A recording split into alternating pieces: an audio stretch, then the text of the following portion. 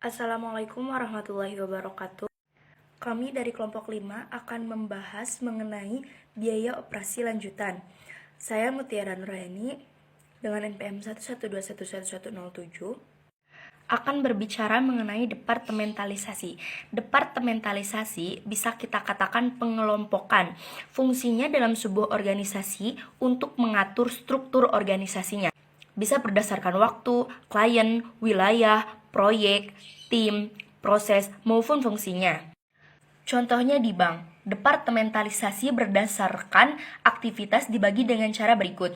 Manajer, perbankan komunitas, perbankan bisnis, perbankan institusional, perbankan pertanian, dan yang lainnya. Dalam sebuah perusahaan pun, kemungkinan untuk menemukan sektor-sektor berikut, seperti keuangan, pemasaran, produksi, dan kepresidenan. Divisi-divisi tersebut dinamakan dengan departementalisasi. Selanjutnya, mengenai biaya langsung dan tidak langsung. Biaya langsung biasa disebut dengan direct cost, merupakan biaya yang dapat dibebankan secara langsung kepada objek biaya atau produk. Contohnya seperti upah pekerja yang langsung terjun membuat produk tersebut, biaya iklan, ongkos, dan lain sebagainya. Sedangkan biaya tidak langsung atau biasa disebut dengan indirect cost merupakan biaya yang sulit dihubungkan dan dibebankan secara langsung dengan unit produksi. Contohnya seperti upah manajer.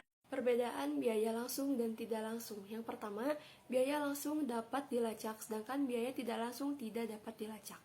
Yang kedua, biaya langsung menguntungkan produk atau proyek tunggal, sedangkan biaya tidak langsung menguntungkan banyak produk atau proyek. Yang ketiga, total dari semua biaya langsung menghasilkan biaya prima, sedangkan hasil dari semua biaya tidak langsung dikenal sebagai biaya tambahan. Yang keempat, biaya langsung dibagi menjadi bahan langsung, tenaga kerja langsung, dan biaya langsung. Sedangkan biaya tidak langsung dibagi menjadi biaya produksi, biaya administrasi, biaya penjualan, dan distribusi. Dan yang terakhir, biaya yang mudah dibagi ke objek biaya tertentu dikenal dengan biaya langsung. Fungsi biaya langsung dan biaya tidak langsung. Yang pertama, fungsi biaya langsung. Biaya langsung berguna menentukan biaya pada produksi barang untuk satu unit atau pengerjaan suatu proyek. Karena hanya memproduksi satu unit saja, maka biaya dapat ditentukan sebelum produksi dilaksanakan. Adanya biaya langsung ini, maka perusahaan langsung memberi anggaran untuk produksi barang atau satu proyek. Sehingga selain menentukan biaya, fungsi dari biaya langsung juga untuk menentukan anggaran perusahaan, catatan keuangan, dan akuntansi perusahaan. Yang kedua, biaya tidak langsung.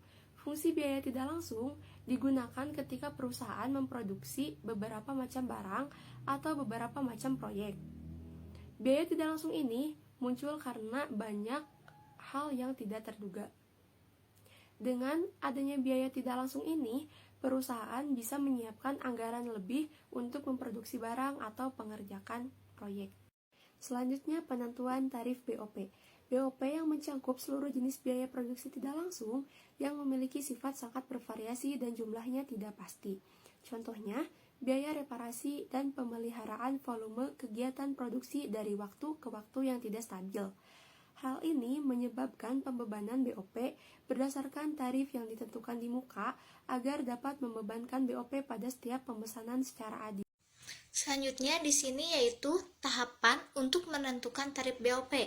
Yang pertama, menyusun anggaran biaya operasi pabrik yang dimana terdiri atas kapasitas teoritis, kapasitas normal, dan kapasitas sesungguhnya yang diharapkan. Yang kedua yaitu memilih dasar pembebanan biaya overhead pabrik kepada produk, yang dimana terdiri atas satuan produk, biaya bahan baku, biaya tenaga kerja langsung, jam tenaga kerja langsung, juga jam mesin. Selanjutnya, cara perhitungan biaya overhead pabrik. Yang pertama, pisahkan biaya overhead setiap divisi. Yang kedua, hitung overhead sesuai persentase. Dan yang ketiga, mencari nilai efisiensi overhead cost. Nah, cara perhitungan biaya overhead pabrik yang pertama, pisahkan biaya overhead setiap divisi. Untuk melakukan cara ini, perusahaan harus meminta laporan proyeksi pengeluaran setiap divisi yang ada di dalam perusahaan. Dengan begitu, perusahaan dapat langsung menganalisis pengajuan overhead dari setiap divisi. Assalamualaikum teman-teman, perkenalkan nama saya Dia Fatona. Saya akan melanjutkan materinya dari Anissa. Nah, cara menghitung biaya overhead pabrik yang kedua adalah hitung overhead sesuai presentase. Nah, cara ini adalah dengan menjumlahkan total overhead dan menghitungnya dalam bentuk presentase. Perusahaan dapat menggunakan cara ini supaya bisa menganalisis kebutuhan overhead dari setiap divisi dan membaginya sesuai ukuran presentasinya. Contohnya ya teman-teman, misal tenaga kerja bulanan, maka rumus untuk mencari kisaran presentase dari upah tenaga kerja bulanan adalah upah tenaga kerja bulanan dibagi overhead 1 bulan dikali 100%. Nah, cara yang terakhir adalah dengan mencari nilai efisiensi overhead cost. Nah, perusahaan dapat mengetahui overhead cost dengan cara membandingkan dengan sumber daya atau pendapatan yang masuk.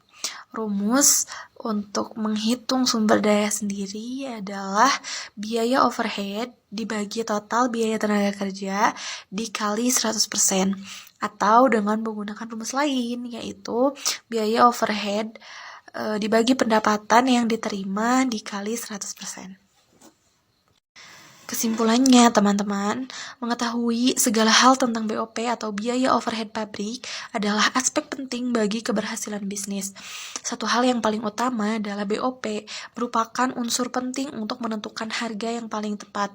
Ingat teman-teman bahwa kekeliruan menentukan biaya produksi adalah awal dari tidak maksimalnya potensi keuntungan yang diperoleh. Selain itu, BOP juga dapat menjadi acuan rencana anggaran untuk masing-masing divisi, yang tentu saja mempermudah tim keuangan.